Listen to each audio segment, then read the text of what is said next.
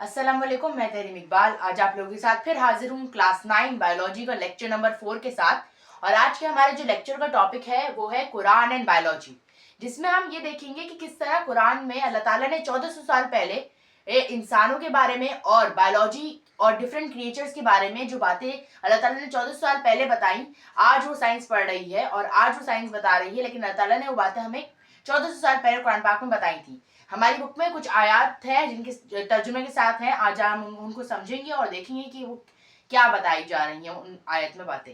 जैसे पहली हमारी आयत जो हमारी बुक में दी हुई है वो है सूरह अंबिया वर्स नंबर 30, जिसमें अल्लाह ताला फरमाते हैं कि we made every living thing from water, यानी हमने हर जानदार को पानी से बनाया। अब इसका मतलब हम ये सोचें कि पानी किस तरह पानी के साथ, तो आज साइंस ये बात मानती है कि हमारी बॉडी का 60 to 70% जो बॉडी है हमारी वो प्रोटोप्लाज्म से बनी है। प्रोटोप्लाज्म क्या है? प्रोटोप्लाज्म एक फ्लूइड है जो साइटोप्लाज्म और न्यूक्लियोप्लाज्म को जब कंबाइन करें तो प्रोटोप्लाज्म कहलाता है।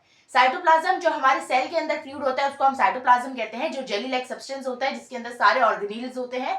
और न्यूक्लियोप्लाज्म वो जेली लाइक सब्सटेंस है जो न्यूक्लियस के अंदर मौजूद होता है। तो इन दोनों को जब हम कंबाइन करें तो ये हमारे पास प्रोटोप्लाज्म कहलाता है। और ये एक फ्लूइड है यानी वाटरी सब्सटेंस है जिसका 60 to 70% हमारी बॉडी के अंदर मौजूद है।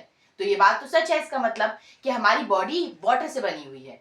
दूसरी आयत की तरफ चले तो दूसरी आयत है सूरह अल नूर आयत नंबर 45, जिसका तर्जुमा इस तरह है, and Allah has created every animal from water.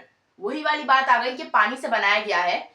Of them there are some that creep on their bellies, some that walk on two legs and some that walk on four।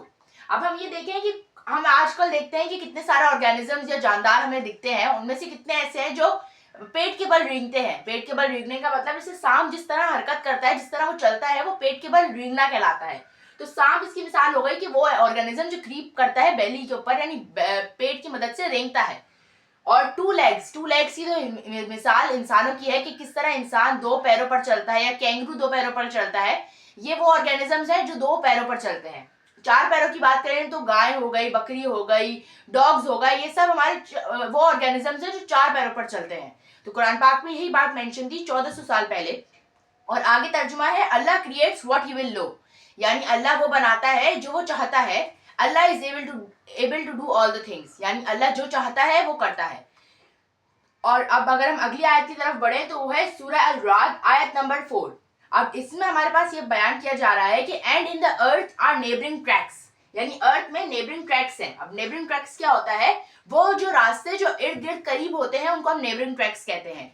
Wine yards क्या होते हैं? जिनमें grep की wines grow होती हैं, वो areas या वो फार्म जिनमें ग्रेप की वाइन्स होती हैं ग्रो। वाइन्स क्या होते हैं? जो बेल होती हैं ग्रेप्स की, वो ग्रो होती हैं वहां पे। एंड प्लोड लैंड्स का मतलब वो लैंड जिन पे हमने हल चला के उसको जैसे हमने इस तरह बना दिया हो कि उस पर हम आराम से हम खेती कर सकें, वो लैंड्स होते हैं। एंड डेट पाम्स यानी खजूर के जो दरख्त हैं वो, like and unlike which are watered with one water. मतलब ये सब दिखने में तो अलग अलग है ना। अब जैसे डेट पाम हो गया या ग्रेप का वो हो गया, ये सब आपस में एक दूसरे से जुदा है, लेकिन इनको हम पानी तो एक ही पानी से दे रहे हैं ना। मतलब पानी तो हमारे पास एक ही तरह का है, जमीन एक तरह की है, लेकिन ये सब कुछ अलग अलग ग्रो हो रहे हैं। कौन है इन सबको ग्रो करने वाला? अल्लाह ताला इन सबको ग्रो करता है। which are watered with one water and we have made some of them to exceed other in fruits, यानी अल्लाह ये कह रहा है कि हमने इनमें से ऐसे भी पौधे बनाए हैं जो दूसरों से ज्यादा फल देते हैं। मतलब वो कुछ ऐसे पौधे हैं जो हमें फल नहीं देते, लेकिन कुछ ऐसे हैं जो फल देते हैं। लो here in really are portents for the people who have sense। अल्लाह कहता है कि ये सब निशानियां हैं। पोटेंट्स यानी साइंस है उन लोगों के लिए जो अकल से काम लेते हैं।